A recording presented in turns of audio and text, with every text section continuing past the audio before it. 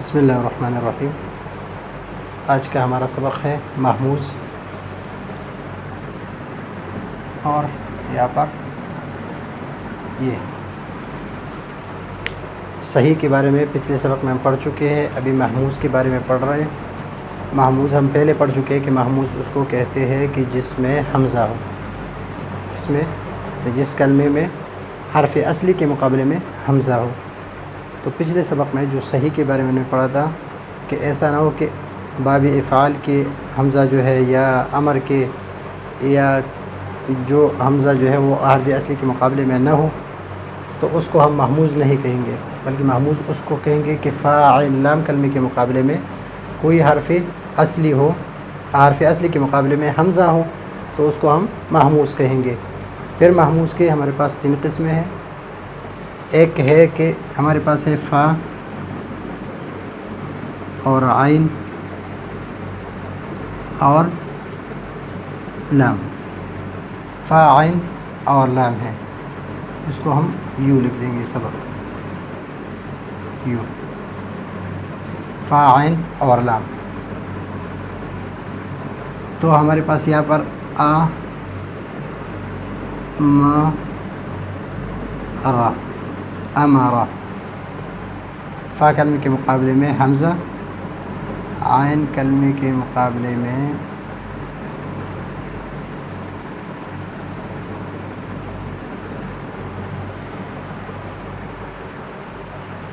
اور یا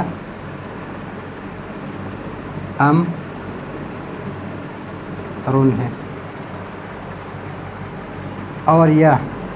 فا عین لام کے کلمے کے مقابلے میں مثلا یہاں پر س ا لا،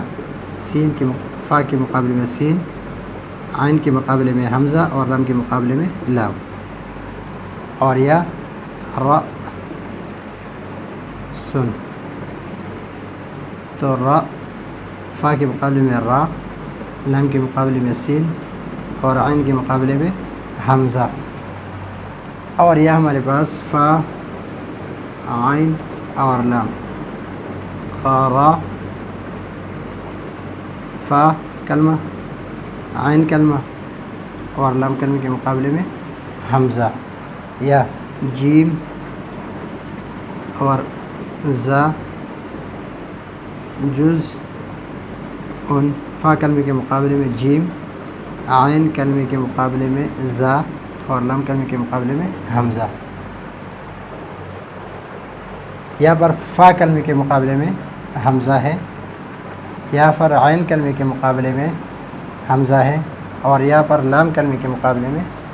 حمزہ ہے۔ تو جس میں حمزہ ہے اس کو بھی ہم محموز کہیں گے، اس کو بھی ہم محموز کہیں گے، اور اس کو بھی ہم محموز کہیں گے، لیکن ان تینوں کے ناموں میں فرق ہے۔ کچھ اصطلاحات ایسے ہوتے ہیں جو فن کے ساتھ خاص ہوتے ہیں، تو اس کو اس فن میں ہم کہتے ہیں اس کے نام سے محموز، تو کہتے ہیں کہ جس میں حمزہ ہو، محموز جس میں حمزہ ہو، تو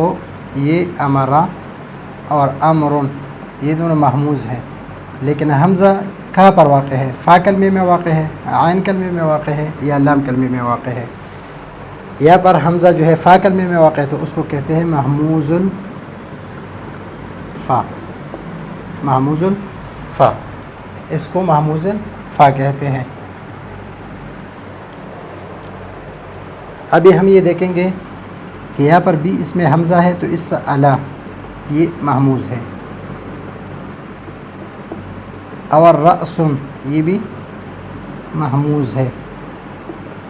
رأسن محموز ہے اس لیے کہ اس میں حمزہ ہے، اس میں بھی حمزہ ہے، اور اسی امرہ کی طرح، لیکن امرہ میں شروع میں ہے اور یہاں بیچ میں ہے، یعنی عین کلمے کے مقابلے میں ہے، تو اس وجہ سے اس کو ہم کہیں گے محموز العین۔ یہ کلمہ سأل جو ہے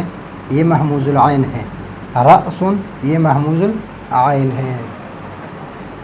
اور یہاں پر نہ فا کلمے میں ہے اور نہ عین کلمے میں ہے، بلکہ لام کلمے میں ہے، تو اس وجہ سے اس میں حمزہ ہے، تو اس کو ہم کہیں گے محموز، اور اس میں لام کلمے میں ہے تو اس کو ہم کہیں گے محموز اللام، محموز اللام۔ تو یہ ہمیں جاننا ہے کہ محموز کی 3 قسمیں ہیں۔ ایک محموز الفا ہے، محموز الفا ہم کلمے کو اس وقت کہیں گے جب اس میں حمزہ ہو اور وہ حمزہ اس میں فا کلمے میں ہو۔ اور دوسری قسم ہے محموز العین، یہ اس وقت ہم کلمے کو محموز کہیں گے لیکن اگر عین کلمے میں ہو تو اس کو ہم محموز العین کہیں گے، اور اگر حمزہ آخر میں ہو یعنی لام کلمے میں ہو تو اس کو ہم کہیں گے محموز اللام۔ تو اس کے ساتھ ہم جس طرح بدآ، بدآ یہ بھی محموز ہے، اخذا یہ بھی محموز ہے، دأبا یہ بھی محموز ہے، لیکن یہ محموز اللام ہے،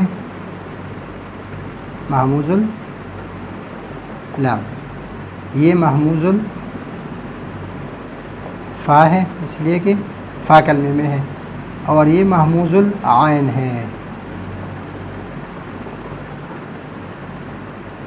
لا يسأم الإنسان من دعاء الخیر، ابھی